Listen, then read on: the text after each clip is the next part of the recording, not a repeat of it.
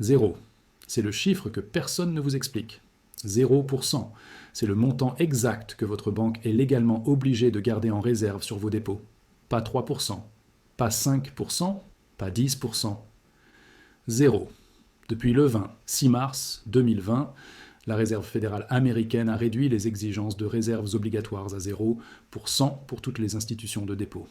C'était censé être temporaire, une mesure d'urgence pendant la pandémie. Nous sommes en février 2026, presque 6 ans plus tard, et les réserves obligatoires sont toujours à 0. Cela signifie une chose très simple. Chaque dollar que vous déposez dans une banque commerciale américaine peut être prêté, investi, utilisé comme garantie, transformé en levier financier. La totalité. Il n'existe plus de coussin réglementaire entre vos dépôts et les activités spéculatives de votre banque. Et ce n'est pas une théorie du complot. Ce n'est pas une interprétation alarmiste. C'est le règlement D de la Réserve fédérale, publié au Federal Register, vérifiable en 30 secondes sur le site officiel de la Fed. Alors, la question que vous devriez vous poser en ce moment n'est pas de savoir si les marchés vont monter ou descendre demain. La question est beaucoup plus fondamentale. Où se trouve votre argent en ce moment ? Et quel est le vrai niveau de risque auquel il est exposé ? Au cours des prochaines minutes, je vais vous montrer exactement comment fonctionne ce système de réserve à 0. Pourquoi la Réserve fédérale ne l'a jamais rétabli ? Ce que cela signifie pour la stabilité du système bancaire. Et surtout, les 3 positions asymétriques que les investisseurs avertis adoptent dans cet environnement. Ce n'est pas une question de panique, c'est une question de compréhension. Commençons. Au fait, ce que je vous montre là, les abonnés de la recherche financière ont vu ça mercredi dernier, avant cette vidéo ici. Si vous voulez voir avant tout le monde la prochaine fois, le lien est dans la description. Mais continuons. Pour comprendre ce qui se passe aujourd'hui, il faut comprendre un mécanisme que la plupart des gens n'apprennent jamais. Le système bancaire à réserve fractionnaire. Le principe est simple. Quand vous déposez de l'argent dans une banque, celle-ci ne garde pas la totalité dans un coffre, elle en garde une fraction et prête le reste. Pendant des décennies, cette fraction était réglementée. Aux États-Unis, les grandes banques devaient le conserver au minimum 10% de vos dépôts, en réserve liquide, soit en espèces dans leur coffre, soit en dépôt auprès de la Réserve fédérale, 10%. Ce n'était pas parfait, mais c'était un plancher, un filet de sécurité minimal. Si vous déposiez 100 000 $, la banque devait en garder 10 000 disponibles immédiatement. Les 90 000 restants étaient prêtés, investis, transformés en obligations, en prêts hypothécaires, en instruments dérivés. Puis en mars 2020, la pandémie a frappé. Et la Réserve fédérale a pris une décision radicale. Elle a réduit les réserves obligatoires à 0, pour toutes les banques, sans exception. La justification officielle était claire. L'économie était en chute libre. Le crédit devait circuler librement pour éviter un effondrement total. Mais voici ce que personne ne mentionne. Cette mesure censée être temporaire n'a jamais été annulée. Le Federal Register de novembre 2025 confirme explicitement que les ajustements annuels des seuils de réserve sont requis par la loi, mais n'affecteront pas les exigences de réserve des institutions, qui resteront à 0, en 2025, bientôt 6 ans après la mesure d'urgence. Cela signifie que si vous déposez 100 000 € dans une banque aujourd'hui, cette banque n'est légalement obligée de garder rien, 0. Pas un centime en réserve réglementaire. Vos 100 000 € deviennent immédiatement du levier sur le bilan de la banque. Et si vous et tous les autres déposants décidiez de retirer votre argent le même jour, la banque n'aurait tout simplement pas les fonds, parce que vos dépôts sont devenus les prêts de quelqu'un d'autre. C'est le design du système. Et le garde-fou a été supprimé. Laissez-moi vous poser une question. Vous pensez que vous voyez cette analyse en premier ? Non. Les abonnés de la recherche financière ont vu ça il y a 72 heures. Pendant que vous attendiez cette vidéo, ils lisaient l'analyse complète. Pendant que YouTube traitait l'upload, ils avaient déjà terminé. Vous êtes toujours un pas en arrière. Et je ne peux pas changer ça dans une vidéo YouTube. Ce que je peux faire, c'est vous montrer où est le lien. Il est dans la description. Ce que vous en faites, c'est votre problème. Un accès. Toutes les analyses. Toujours en premier. On continue. Maintenant, parlons du contexte dans lequel ce système de réserve à 0 opère. Parce que le timing est crucial. Les États-Unis portent actuellement une dette fédérale de 38 560 milliards de dollars. C'est le chiffre officiel publié par le Joint Economic Committee du Congrès le 4 février 2026. 38 560 milliards. La dette augmente d'environ 6 milliards 400 millions de dollars par jour, 267 millions par heure, 4,5 millions par minute. Et les paiements d'intérêts sur cette dette dépassent désormais 1000 milliards de dollars par an. C'est devenu l'un des plus gros postes de dépenses du gouvernement fédéral, plus que le budget de la défense. Ajoutez la dette des ménages d'Américains, 20 500 milliards. La dette des entreprises non financières, 21 900 milliards. Le total de la dette intérieure non financière des États-Unis dépasse 78 000 milliards de dollars, 257% du produit intérieur brut. Toute cette dette a été accumulée dans un environnement de taux historiquement bas. Mais les taux ne sont plus bas. La Réserve fédérale a relevé les taux de manière agressive en 2022 et 2023. Et même après quelques baisses modestes, le taux moyen sur la dette négociable reste à 3,3%, plus du double du niveau d'il y a 5 ans. Les entreprises qui empruntaient à 2% refinancent maintenant à 6 ou 7. Les gouvernements qui émettaient des obligations à rendement plancher font face à des crises fiscales. Les consommateurs qui avaient des prêts à taux variables voient leur mensualité exploser. C'est dans cet environnement que le système bancaire opère avec 0% de réserves obligatoires. Juste une chose. La prochaine analyse est en cours d'écriture. Les abonnés la verront avant la prochaine vidéo. Le lien pour y accéder est dans la description. Soyez le premier à savoir, on continue. Cela crée un engrenage déflationniste. Des coûts de service de la dette plus élevés signifient moins d'argent disponible pour la consommation et l'investissement. Moins de consommation signifie une croissance plus faible. Une croissance plus faible signifie des recettes fiscales en baisse et des taux de défaut plus élevés. Des taux de défaut plus élevés signifient des pertes pour les banques sur leur portefeuille de prêts. Et quand les banques absorbent des pertes, elles réduisent le crédit, ce qui aggrave la spirale. La prochaine analyse est en cours d'écriture. Les abonnés la verront avant la prochaine vidéo. Le lien pour y accéder est dans la description. Soyez le premier à savoir. On continue. Selon les données officielles de la Federal Deposit Insurance Corporation, les banques américaines portaient 337 milliards de dollars de pertes non réalisées sur leur portefeuille de titres au troisième trimestre 2025. 337 milliards. Le niveau le plus bas depuis début 2022, mais encore massivement élevé par rapport aux normes historiques. Et souvenez-vous de ce qui s'est passé en mars 2023.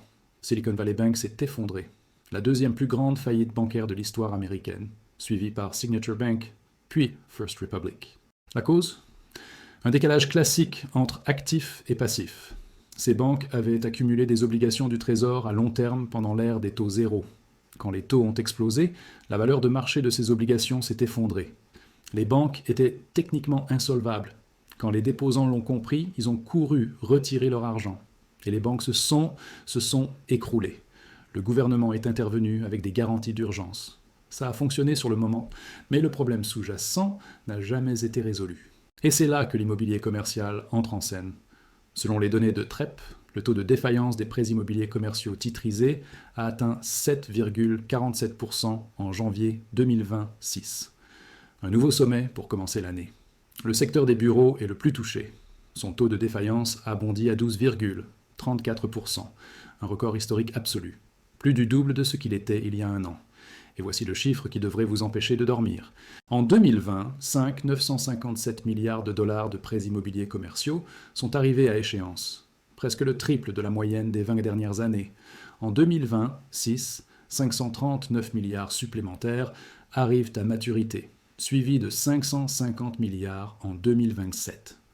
La grande majorité de ces prêts ne peut pas être refinancée aux taux actuels, sans que les emprunteurs injectent des montants massifs de fonds propres. Beaucoup n'ont pas ces fonds propres, ce qui signifie qu'ils vont faire défaut. Et les banques vont hériter de propriétés qui valent bien moins que les soldes des prêts. Rappelez-vous que les banques régionales détiennent environ 70% de tous les prêts immobiliers commerciaux aux États-Unis. Quand ces prêts font défaut, les pertes s'inscrivent directement au bilan des banques. Des banques qui opèrent avec 0% de réserves obligatoires. Des banques qui portent déjà 337 milliards de pertes non réalisées sur leur portefeuille de titres. Vous commencez à voir le tableau complet. C'est un engrenage. Les défauts immobiliers alimentent les pertes bancaires. Les pertes bancaires réduisent la capacité de prêt. La réduction du crédit affaiblit l'économie.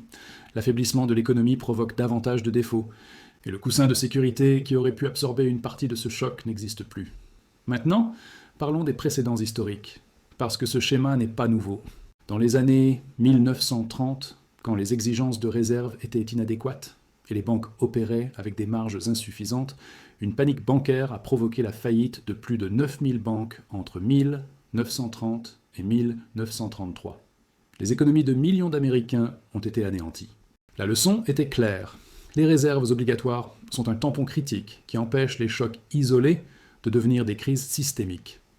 La réponse a été la création de la FDIC en 1933 et l'établissement de normes de réserve standardisées. Pendant des décennies, ce système a fonctionné. Puis la vague de dérégulation des années 1980 et 90 a érodé ses protections. Les banques sont devenues plus sophistiquées, les bilans plus complexes, les marges de sécurité plus minces. La crise de 2008 en a été le résultat inévitable. La réponse devait être un retour à la prudence. Dodd-Frank. Bâle III. Des exigences de capital plus strictes. Mais nous voici en 2026 et les réserves obligatoires sont à 0. Pas à 10% comme avant la pandémie. Pas à 5% comme compromis. À 0. C'est l'opposé de la prudence et personne n'en parle. Le deuxième parallèle est la crise des caisses d'épargne des années 80 et 90. Les caisses d'épargne américaines avaient émis des prêts hypothécaires à taux fixe pendant une période de taux bas. Quand Paul Volcker a relevé les taux pour combattre l'inflation, le coût de leurs dépôts a explosé, tandis que leurs revenus hypothécaires sont restés fixes. Plus de 1000 institutions ont fait faillite entre 1986 et 1995. Le coût pour les contribuables a dépassé 130 milliards de dollars de l'époque, soit plus de 300 milliards en valeur actuelle.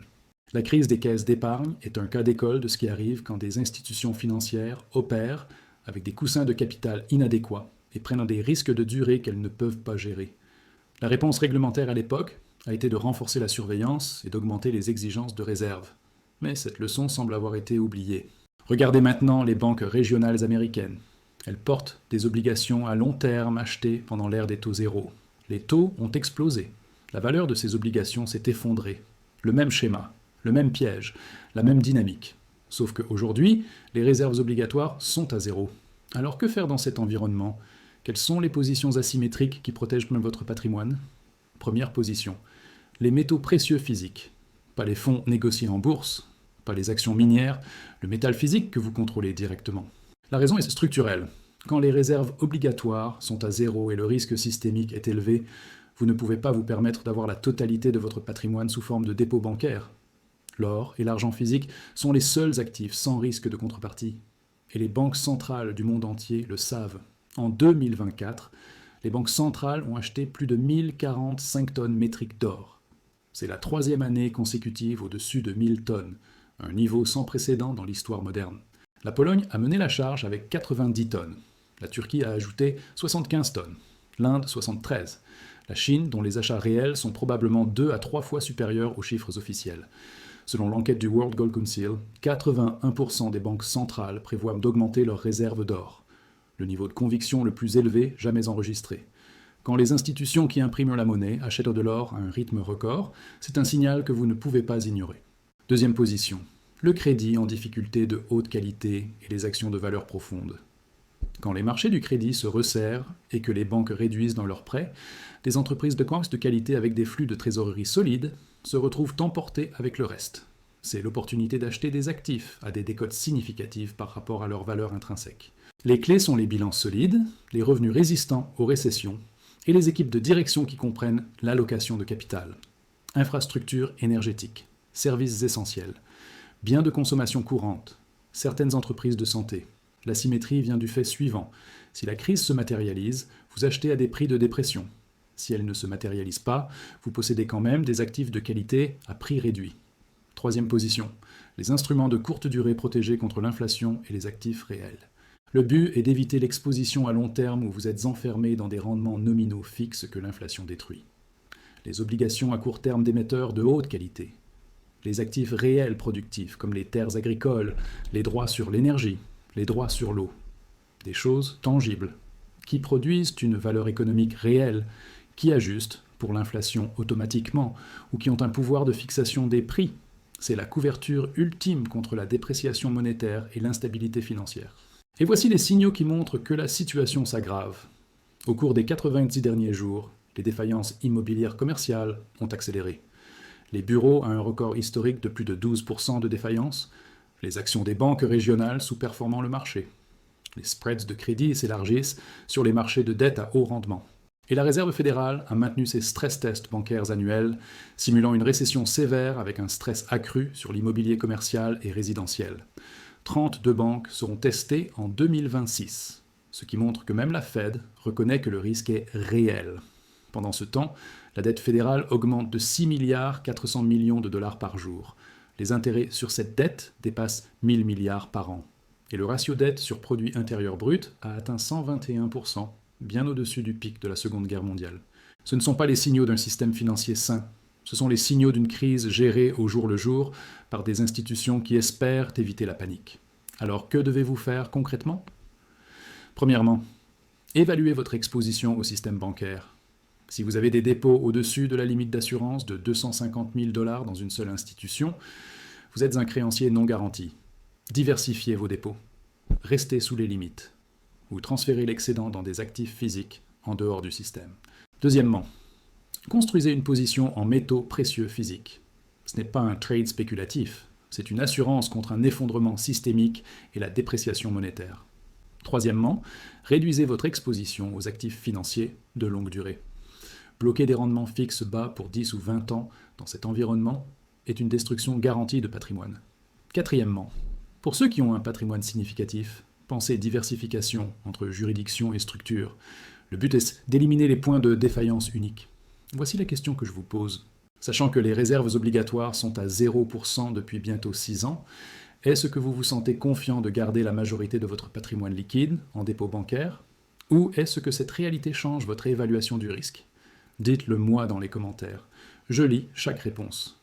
Si cette analyse vous a été utile, si vous comprenez pourquoi des réserves à zéro dans un environnement de 38 000 milliards de dettes ne sont pas un détail technique mais un signal d'alarme, alors je vous demande 2 choses. Abonnez-vous à cette chaîne et activez les notifications.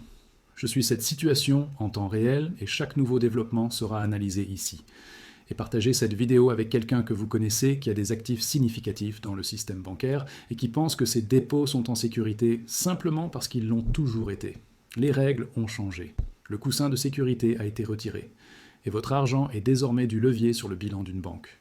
La seule question est de savoir si vous allez agir pendant que vous avez encore la possibilité de bouger, ou si vous allez attendre que les sorties soient encombrées et que la liquidité se soit évaporée. On se retrouve dans la prochaine vidéo. Restez informés, restez préparés et restez en avance sur la courbe.